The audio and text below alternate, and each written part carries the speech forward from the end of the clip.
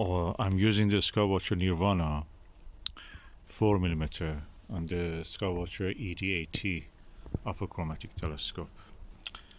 Okay, with this telescope you have a f number which is lower than the f9 or 10 of the Evo star, so the image is a little bit smaller. So with 4mm you can see a lot of details from Nirvana. I wanted to go even lower, to go for a Barlow, 2-time Barlow, and become 2mm focal length for the eyepiece, reach that 2mm one. When I applied this, it couldn't have enough inward focus travel.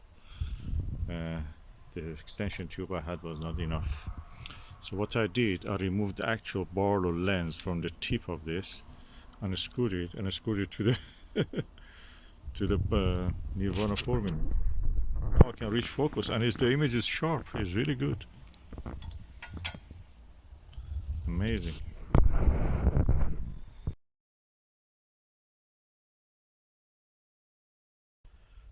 Okay, I was curious how the 5mm Starguider looks like, the view through it on Jupiter, for example. And I didn't have that eyepiece, so I have the 12mm one. I used the nose head of this Celestron 2x Barlow, which practically means 12 becomes 6, and the image is sharp. Image is sharp with the Barlow. That's equal to 6mm now.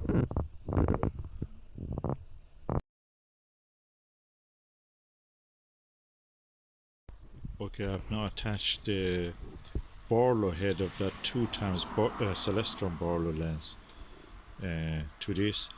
It's difficult because the lip of this end part of the eyepiece is not big enough for the screw to attach itself, so it just basically it's loose, and the only thing is holding it is just the eyepiece holder here. The image is beautiful, sharp. Now it is equal to 4mm. So I've had 12 Barlow to 6mm. I have now 8 and Barlow to 4mm. Image is sharp. The detail I can see, I couldn't see in that Skywatcher Nirvana 4mm. I couldn't see that.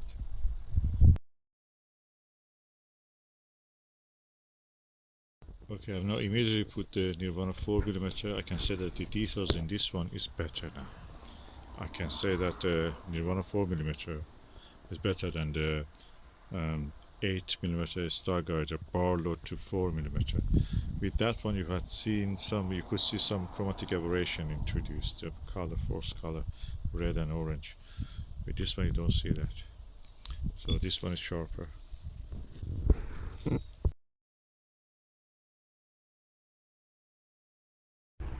So I have now immediately changed from the Nirvana 4mm to Nagler 5mm, and I can say that the Nirvana 4mm is better. The image is sharper, clearer.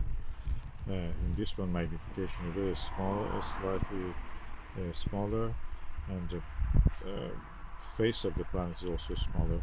And this one is larger, and I must say that Nirvana is actually completely color free. I mean, I don't see any chromatic aberration. With this one, slightly you can see chromatic aberration.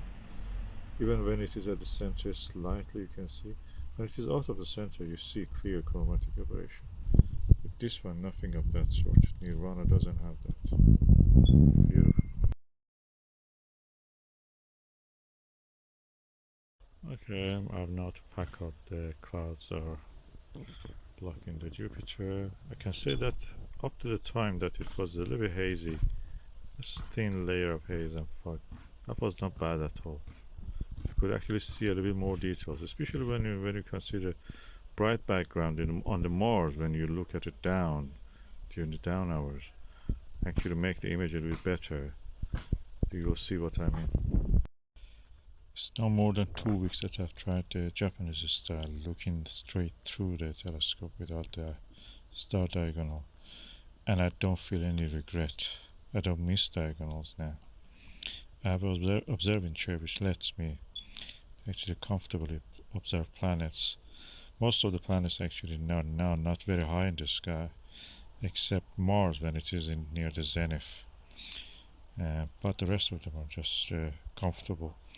With the adjustable chair, it's very easy to actually get a comfortable position without the neck strain.